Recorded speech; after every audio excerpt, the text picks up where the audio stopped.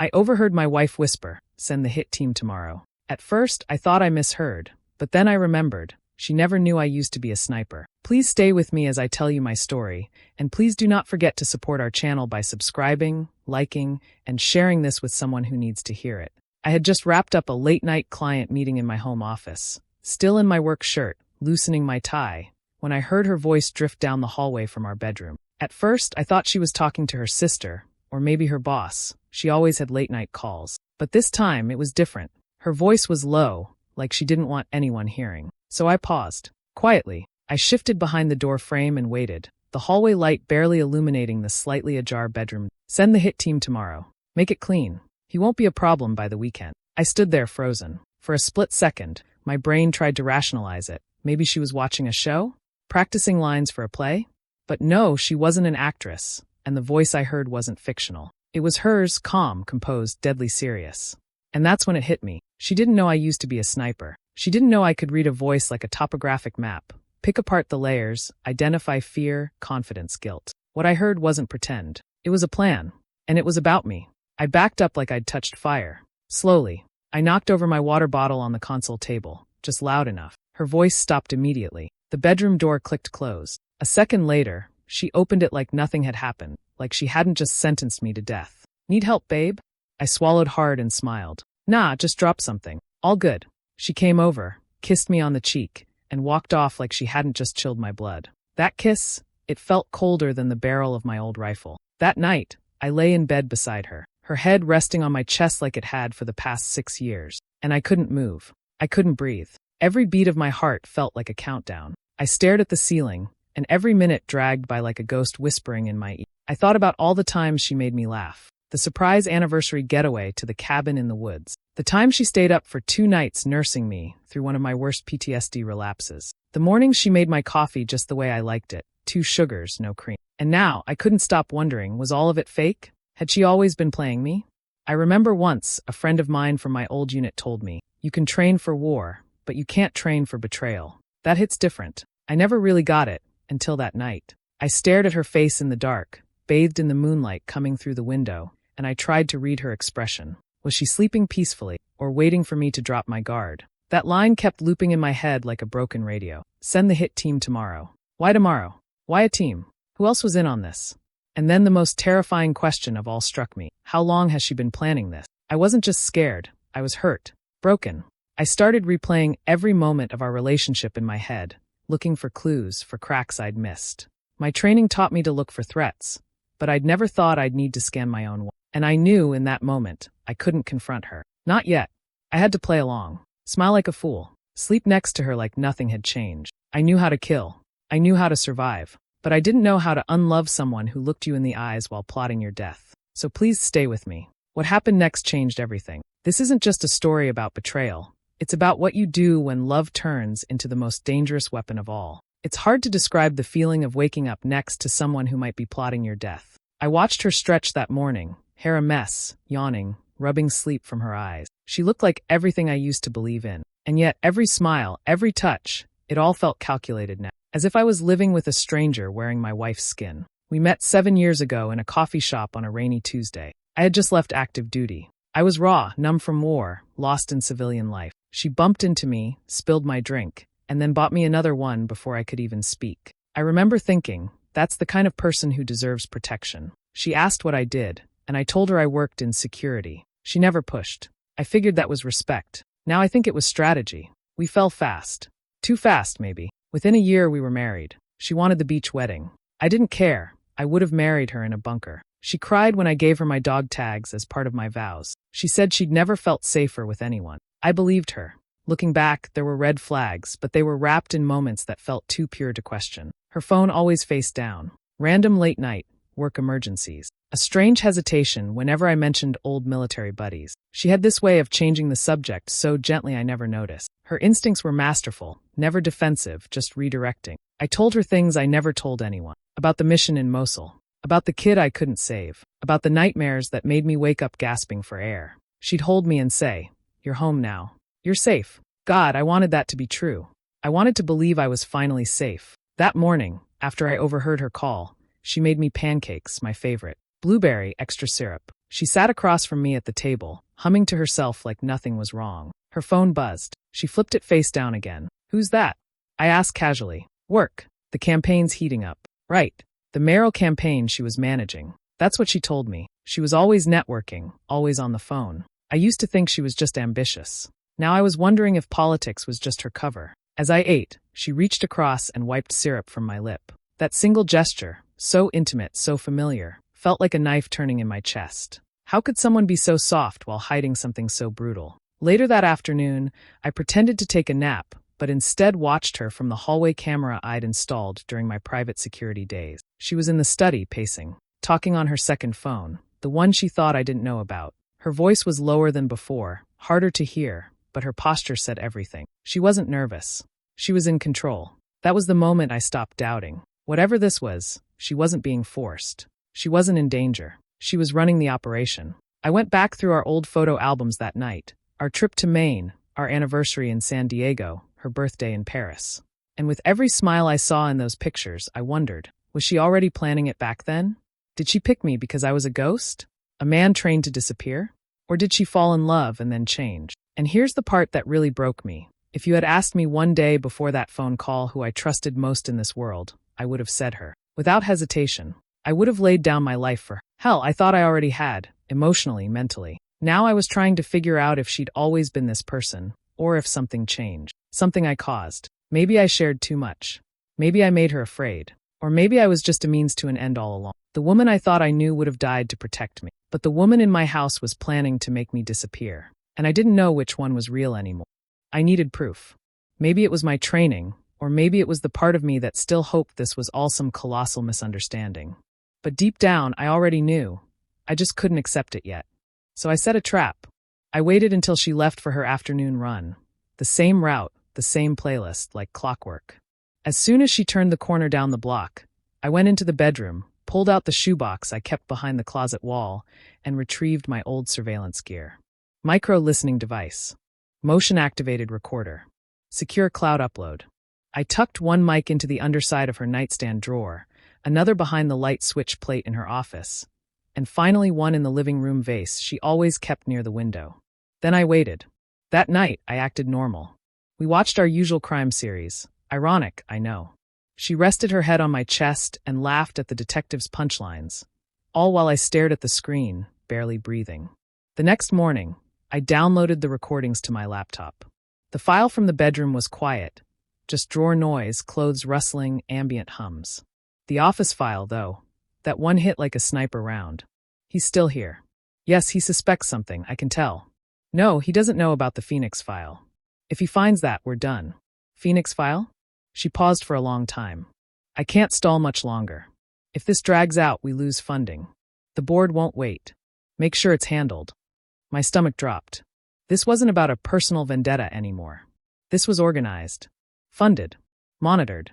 There was a board involved. What kind of campaign was she running? That was when I realized she wasn't just trying to get rid of me. She was part of something bigger, something with layers, players, and a chain of command. I spent the next few hours replaying the audio over and over, cataloging every phrase, every code word. I knew how to break intel. I'd done it for years overseas. But doing it from inside your own home? That's a different kind of hell. Later, I listened to the recording from the living room. This one was quiet, until a voice I didn't recognize came through. A man. Calm. Precise. He's former special forces. Don't underestimate him. If he smells blood, he won't stop until everyone is buried. Her voice followed. That's why we need to move now. He's already watching me. He just doesn't know I'm watching back. I felt like the floor disappeared beneath me. She knew. She knew I was onto her. And she was still playing the game, better than I was. My hands trembled. Not from fear, but from rage. From grief. From the realization that this wasn't just betrayal. It was war. I opened a locked USB drive I hadn't touched in years. It contained encrypted data from my military years, contacts, safe houses, a few classified files I was never supposed to keep. But desperate men don't follow protocol. I searched for anything tied to Phoenix. To my surprise, something pinged. Operation Phoenix, a black-budget project terminated a decade ago. Unauthorized assassinations. Political influence. State-sponsored rogue factions. The last intel said it was dismantled, scrapped for being too dangerous, too untraceable. But now it had a heartbeat again. And my wife, my beautiful, compassionate, brilliant wife, was its heart. I stared at her photo on my desk. The same smile I fell in love with. But now, behind it, I saw the machinery. The calculations. The mission. I thought I knew pain. I thought I knew what it meant to lose people. But nothing prepares you for losing someone while they're still alive. Still lying next to you in bed. Still calling you love while planning your execution. I didn't sleep that night. I always thought I was the secret keeper in this marriage. While she curled into me like she always did. I had done things I could never put into words. If she could hear the way my breath had changed. Files that were scrubbed, I knew she was lying. Every known system. And now I was done pretending. I had scars from bullets no doctor could trace. But it turns out she was the better liar. The night after I heard her on the recordings, I waited until she was asleep, then crept to her closet. I wasn't sure what I was even looking for. Maybe nothing. Maybe everything. Behind the shoe boxes and travel bags, I found a gray case I didn't recognize. Sleek. Cold. Locked with a fingerprint reader. I knew better than to break into it immediately. Instead, I carefully lifted one of her used coffee mugs from the sink the next morning and pressed her fingerprint against the pad. It clicked open. Inside was a second phone, a black notebook, and a single photo me, standing in the backyard, watering the plants. Someone had taken it from a long distance. I felt my chest cave in. The notebook was filled with numbers, coded words, and addresses. I knew field cipher when I saw one. She was logging something, movements, times, call signs. But the most chilling detail was on the phone. Once I figured out her passcode, my birthday, of all things, I found folders labeled with initials, D or J. One folder was titled simply, Asset Alpha. That was me. Inside were time-stamped photos. My routines. My text threads. Notes on my behavior, even down to when I took painkillers for my old knee injury. She'd been tracking me like a target. Like I was her mission. My mouth went dry as I read one message from a contact saved as D. He's not showing signs of resistance. Still unaware. Her reply, not for long. Everything's moving forward. I'm just buying time. D. Why did that letter haunt me? I scanned the photo metadata. One had GPS coordinates. I dropped them into a map app. It wasn't far, just on the outskirts of town, near a burned-down warehouse. Suddenly, I remembered something. David. Her brother. Years ago, I told her about a mission that went bad. A raid gone wrong. A black site misidentified targets. One casualty was a young man named David, an intelligence asset that wasn't supposed to be there. The file was buried, sealed, forgotten. She cried when I told her. Said it was a tragedy. Said she didn't blame me. She never told me her brother's name. Now I knew. David was her brother. And I was the man responsible for his death. I collapsed onto the floor, shaking. The woman I loved had every reason in the world to want me gone. And I had handed her every tool to do it. My instincts were screaming, but my heart was drowning. What was real? The woman who held me after nightmares? Or the one who documented every one of my weaknesses? I thought of every I love you. Every moment we sat by the fire, hands intertwined. The night she whispered, I'll always protect you. Was that before or after she became my handler? I closed the notebook and stared at the dark screen of the second phone. My reflection stared back, someone older, someone cracked. Someone who didn't know the woman he married. There's something they don't tell you about memory. The worst parts don't fade, they wait. They wait in the cracks of your silence. In the scent of burning metal. In the sound of a radio crackling with static. And when they come back, they don't knock. They kick the door down. That night, after discovering her brother was David, the same David from that mission, everything came rushing back. It was a Black Ops assignment, the kind that doesn't make it into official logs. A safe house harboring insurgent financiers in northern Jordan. Satellite intel was clear. Our team was locked in, ready, precise. But when we entered, it wasn't just enemies inside. There was a kid, maybe 24. Civilian clothes, unarmed, terrified. He had his hands up. I remember that. So clearly. And I remember yelling, hold fire. But someone, one of ours, didn't listen. One shot. That's all it took. Center mass. David. I only learned his name later. The brass swept it under the rug, told us he was collateral damage. Wrong place, wrong time. But I remembered his face. His eyes. The blood. I carried that guilt in silence. I never knew who he was to her. I never connected the name. She'd shown me photos of a brother once, but the face was different, older, smiling, alive.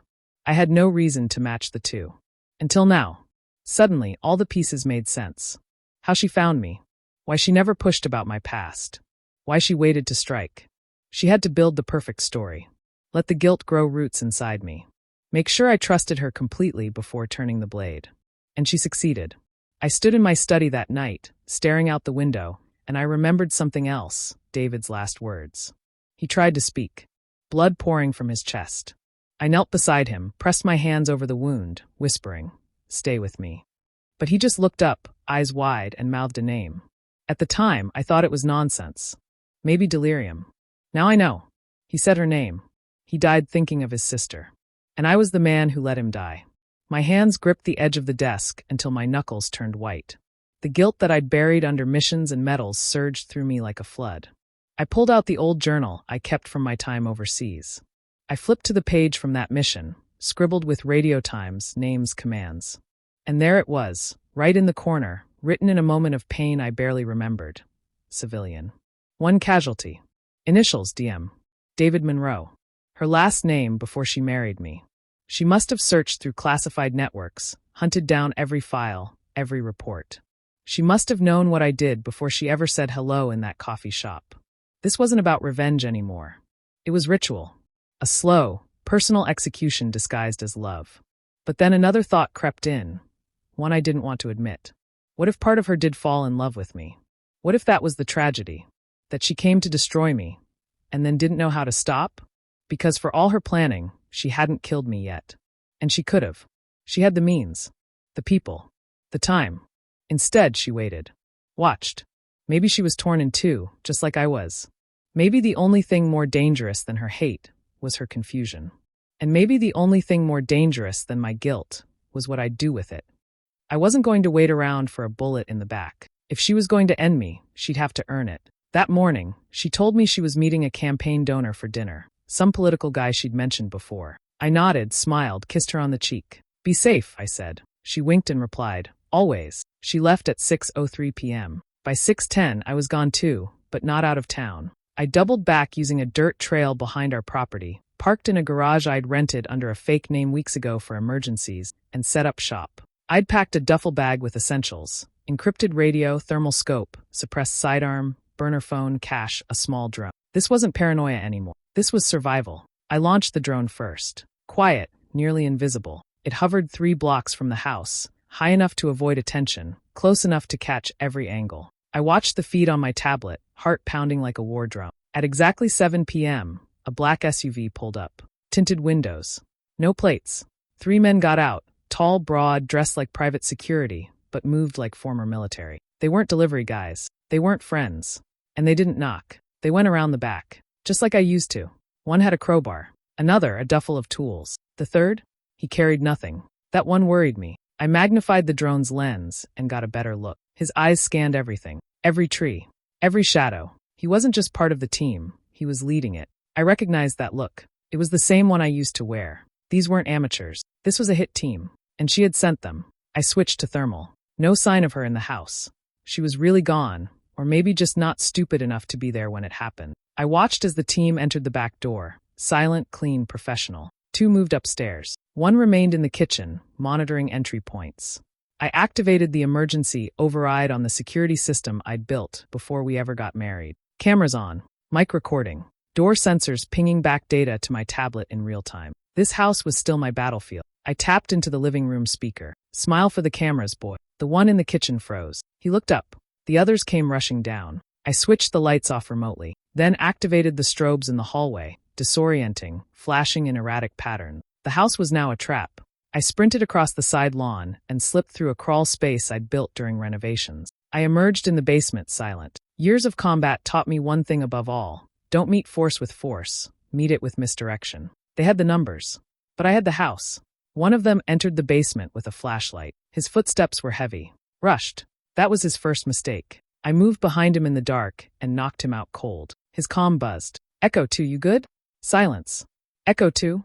I picked up the radio. Pressed the button. Whispered, "He's sleeping." Then I cut the power to the entire grid. The house dropped into darkness. They didn't know where I was, but I knew exactly where they were. The house was dark, silent, but not still. I moved through it like smoke, floorboard by floorboard, memory guiding every step. I knew where the creaks were, where the light would catch under the doors, where fear would settle in the hearts of men hunting in unfamiliar ground. They had numbers. I had knowledge. And then came the click of heels at the front door. She was back. I watched through the peephole from the shadows of the foyer as she stepped inside, phone in hand, calm as ever. Her voice was composed low. He's still inside. It's not done yet. So she knew. She always knew. She walked into the kitchen and froze when she saw the drawer open. One of her men was gone. The others weren't responding. Her eyes scanned the room, the open back door, the faint breeze rustling the curtain. And then, for the first time, I saw fear. Not panic. Not guilt. Just realization. That I was no longer playing along. She turned slowly, and I was already there, gun raised, not trembling. Her mouth opened. You don't want to do this. Neither did you, I said. She looked at me, not like a wife looks at a husband, but like a handler looks at a target. She wasn't crying. Her breathing was steady. It was supposed to be clean, she whispered. No suffering, no blood. I almost laughed. You're telling me this is mercy? No, she said. This was closure. And then she said his name. David, her brother. The man I'd watched die. The man whose death had built the wall between us, brick by silent brick. I didn't plan to fall for you, she said. But I did. And I hated you for it. You took him from me, and then you made me love you. Her voice cracked, not from weakness, but from restraint. I lowered the gun. Just an inch. Then why now? I asked. Why not years ago? Because you were broken then, and killing a broken man isn't justice. It's pity. I wanted you to feel safe, whole, human. And then I wanted to take that away, like you did to him. I stood there, breathless. This wasn't just about vengeance. It was about balance. About making me carry the same weight she did. You think I don't carry it already? I said. I remember his eyes. I remember his last breath. I remember every second. She blinked. And for just a moment she softened. I know, she whispered. That's why I didn't stop loving you. I closed the distance between us, slow, unsure. She didn't move, didn't run, just looked at me. Two people shaped by violence, scarred by love, doomed by truth. Then the back door crashed open. One of the operatives staggered in, bleeding, gun raised. Reflex took over. I shielded her without thinking, drew my weapon, and fired twice. Clean. Precise. Center mass. He dropped. Silence returned. She looked at me like she didn't know who I was anymore. Neither did I. He was dead. Right there in our kitchen. The one she sent. And I was still alive. Because of instinct. Because of muscle memory. Because I acted before I thought. But now, I didn't know what that made me. A survivor? Or a fool? She didn't scream. She didn't run. She just stood there, frozen, hands limp at her sides, her lips barely moving as she whispered, "You need to hear something." Her voice was softer than I'd ever heard it. She walked to the hallway, opened the bottom drawer of the desk we never used, and returned with a small black case. She didn't say a word as she handed it to me. Inside was a journal, thin, weathered, pages filled with handwriting I recognized instantly. Hers. Neat, clean, careful, too careful. On the first page, written in blue ink, were the words, "If I couldn't tell you the truth, maybe I could write it." I turned the pages slowly. She wrote about her brother, how he raised her after their parents died, how he joined intelligence not for glory, but because he believed he could stop things before they ever started. She described him as stubborn, brilliant, and always humming the same melody when he cooked eggs. Then came the part one couldn't stop reading. She found out about the raid, not from the news, but from whispers. Documents hidden deep inside a backchannel network. Her brother, David, wasn't supposed to be there. He wasn't even assigned to that safe house. He'd been pulled into an unauthorized meet. She didn't blame me at first. Not until she found a redacted report with my ID code next to the final command entry. That's when she began tracking me. She saw me one day, alone post-service, staring blankly into a coffee cup. She never planned to speak to me. But then she said she saw something in my eyes. Not guilt. Not violence. Silence. The kind that only comes after you've buried someone you can't forget. She followed me for weeks. Learned my habits. Found out about my security consulting work. Found out where I lived. Who I spoke to. What I read.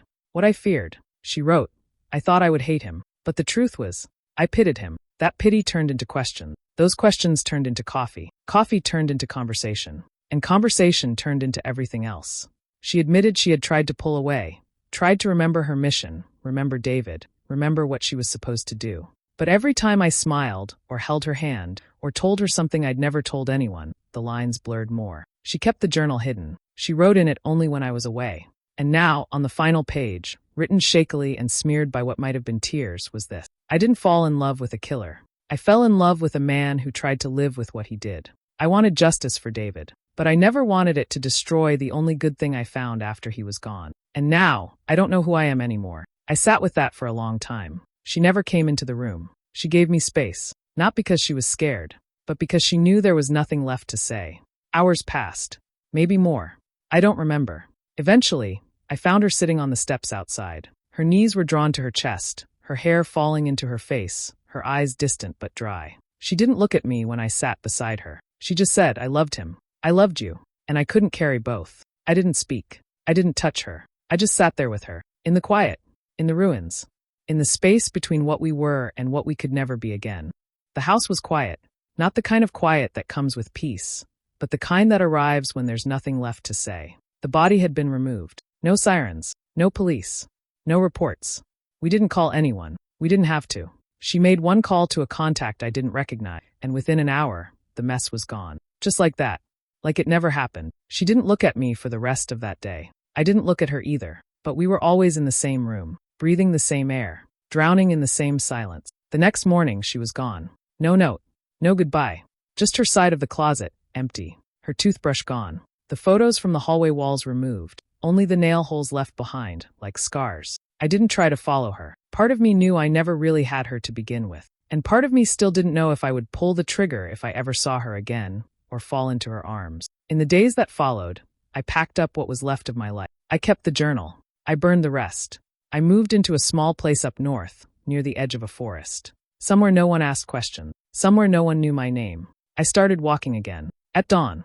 At dusk. Sometimes through the rain. Sometimes barefoot. Just to feel something real beneath me. One afternoon, a letter arrived. No return address. Inside was a single sentence. "David forgave you. I hope someday I can too." There was no signature, but I knew it was her. And for the first time in weeks, I let myself cry. Not because I missed her, not because I hated her, but because I finally understood what we had really been. Two people shaped by war, clinging to love like it could save us. And maybe for a moment it did. The forest was quiet, just the wind in the pines and the gravel crunching under my boots. I had followed the trail for months. Not a physical one, but a digital shadow left by the men behind her. The ones who gave the orders, who turned grief into a weapon, who watched from a distance and pulled strings like they were playing a game. She was gone. I hadn't seen her since that letter, but she'd told me enough. They gave me names, locations, contacts. If you ever needed to finish what I couldn't, I took that as permission. The final name on the list was a man called Calder, an old name from the Phoenix archives, a strategist, a cleaner, someone who vanished after every mission with his hands bloodless but soaked in responsibility. And now, I was standing 200 yards away from him. He was in a glass cabin by a frozen lake, peaceful, alone. A man who'd made a fortune off black ops and death, now sipping scotch like nothing ever touched him. I took a breath and lifted the rifle. The same one I swore I'd never use again. The scope settled on his chest. I could see the rise and fall, the pulse in his throat. He had no idea I was there. I waited, not because I needed to, but because I wanted to remember. I thought of her. The first time she smiled at me, the way she looked that night in the kitchen, the trembling in her voice when she said she hated me for making her love me. And then I thought of David, the boy in that safe house, the brother she buried twice, once in life, and again in pursuit of revenge. My finger tightened. This wasn't about rage anymore, or guilt, or even justice. It was about letting something end. So I took the shot. Clean. Fast. No noise but the whisper of the wind. He dropped like a stone. I stayed there a while, watching, not out of caution, but respect, because whether he deserved it or not, I needed to feel something when it was over. As I walked away, I didn't feel like a hero. I didn't feel like a man redeemed. I just felt tired. Tired of carrying ghosts. Tired of pretending that some sins could be erased. I left a letter on the cabin steps, and signed. Inside, I wrote only this. Not all wounds bleed. Some just stay open. This one is for David, and for the woman who made me remember what it felt like to love, and to be hunted by it. I never went back. But sometimes, when the wind is quiet and the trees hold their breath, I swear I hear her voice. And I wonder, if she's somewhere out there, finally forgiving herself. Did I make the right choice, or just add to the pain? Drop your thoughts in the comments. I need to know. And if this story hit you, like, subscribe and turn on the bell. More truths are coming.